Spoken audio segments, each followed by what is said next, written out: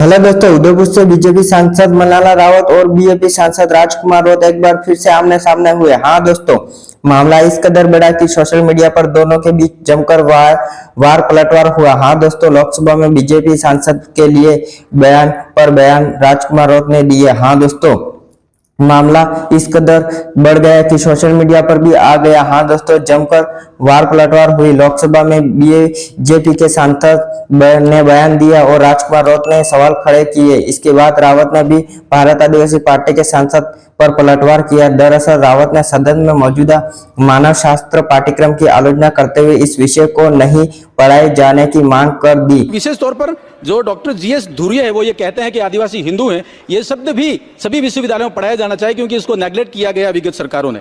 माननीय महोदय, एंथ्रोपोलॉजी एक ऐसा सब्जेक्ट है जिसको पूरे देश में विभेद करने के लिए जनजातियों को अलग से एंथ्रोपोलॉजी में पढ़ाने के लिए कहा गया। शेष समाज सोशोलॉजी में पढ़ाया जाता है, जबकि एंथ्रोपोलॉजी में केवल जनजातियों की पढ़ाई की जाती है। एंथ्रोपोलॉजी आने वाले कालखंड में समाप्त होना चाहिए क्योंकि ये जनजातियों को अलग दिखाने का एक साजिश रहा है औपनिवेशिक सत्ता का।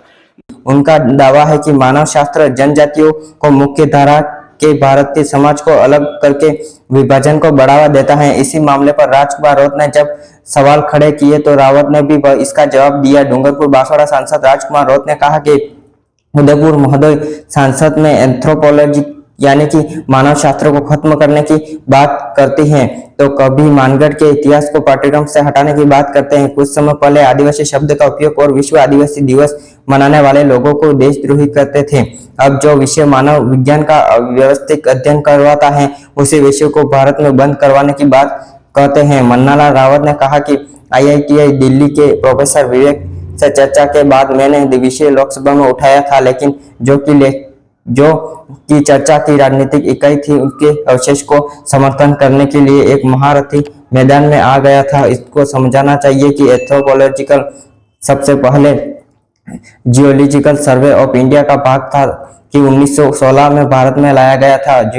जियोलॉजी प्रमाणियों का अध्ययन होता है, इसी को षड्यंत्र पूर्वक भारत में विश्वविद्यालय में पढ़ाया जाने लगा। बीजेपी सांसद ने कहा कि महत्वपूर्ण है कि समाजशास्त्र में जिन समाजों को पढ़ाया जाता है उसमें आदिवासी समाज को नहीं पढ़ाया जाता। ये लैंग्वेज बीच अंग्रेजी की देन है। हाँ दोस्तों, मन्नालाल रावत ने कहा कि ये अंग्रेजों के बीच है और स्पष्ट है कि अंग्रेजी चर्चा की सत्ता थी। अब आप सभी सोचे कि नए नारे वाले इकोसिस्टम किसकी मार्केटिंग कर रहा है। चलिए आपको पूरी बहस बता देते हैं।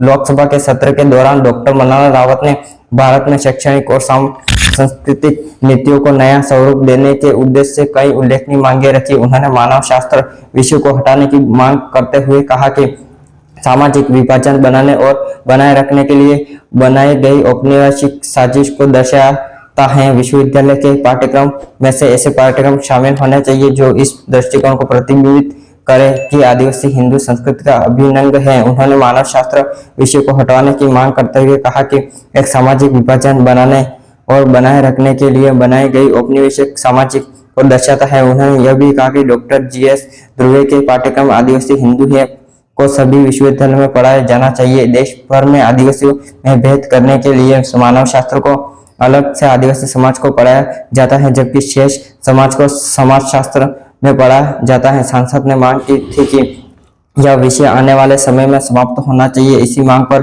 बीजेपी सांसद ने आपत्ति जाहिर की थी। हाँ दोस्तों, मन्नालाल रावत के इस बयान पर आपकी क्या राय है? कमेंट बॉक्स में अपनी राय जरूर दें। क्या मानव शास्त्र आदिवासी को पढ़ाना चाहिए या नहीं, यह भी आप कमेंट बॉक्स में अपनी राय जरूर करें कि आप मन्नालाल रावत के बयान से सहमत है या नहीं। कमेंट बॉक्स में अपनी राय जरूर दें। और राजकुमार राउत ने जो बयान दिया उसके बारे में आप क्या कहते हैं? कमेंट बॉक्स में अपनी राय जरूर दें और लेटेस्ट खबरें पाने के लिए हमारे इस चैनल को सब्सक्राइब जरूर करें। धन्यवाद।